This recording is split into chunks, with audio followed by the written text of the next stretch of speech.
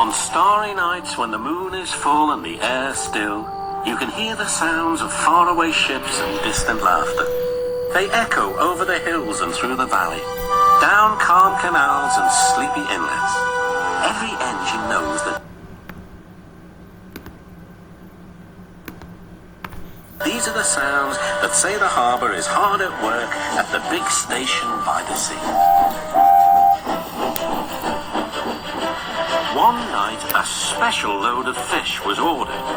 The Fat Controller decided that extra vans must be added to the train that the men called the Flying Kipper.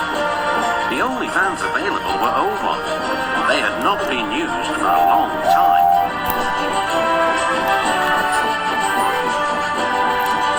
Henry waited impatiently by the quayside as Duck shunted them into position. Thomas puffed by with the mail train. Hello, Duck. Going fishing? I'd take care if I were you. Why? Puffed Duck. Well, for one thing, puffed Thomas, remembering his own experience, if fish get into an engine's boiler, they always cause trouble. And for another, fish can be awfully smelly.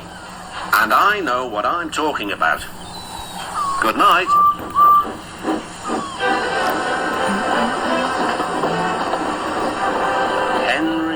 Grunted dreadfully. You'll just have to put up with it, Henry, said his driver. At least the extra load will mean you can have another engine help us up Gordon's Hill.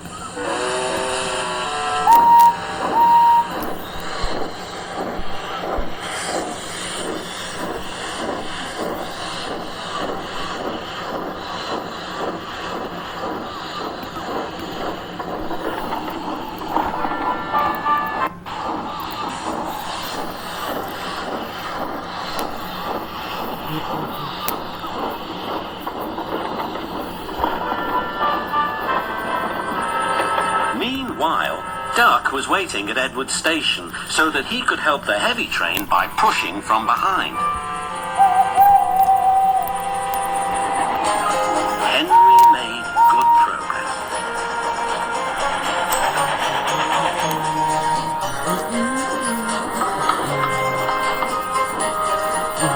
When they reached Edward Station, his driver stopped the train beyond the platform. Then Henry gave a special signal. Beep, beep, beep, beep. I need help, please. Beep, beep, replied Duck. I shan't be long. Duck butted gently up to Henry's train. He was not coupled on. Henry would then be able to run on without stopping when they reached the top of the hill. Ready, whistled Duck, and off they set.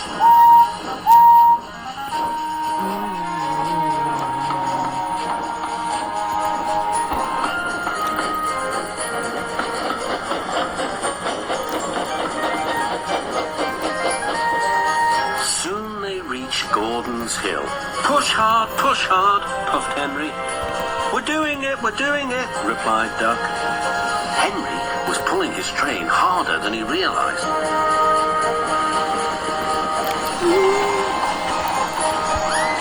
Duck felt the weight. Duck felt the weight on his buffers slacken. Then Duck noticed something else. There's no sign of a tail lamp, he puffed. He whistled, but there was no reply.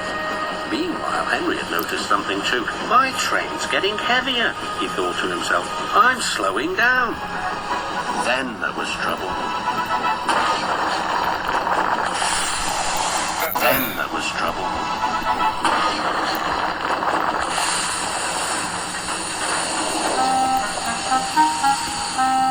No one was hurt, but a strong smell of fish hung in the air. Next day, workmen found the broken tail lamp at the bottom of the hill. The Fat Controller spoke kindly to Duck. The accident wasn't your fault. We should have checked that this tail lamp was fixed on properly. We'll soon have you in working order again. Thank you, sir, said Duck sadly. Thomas told me to be careful about fish. They got me in a right pickle, didn't they?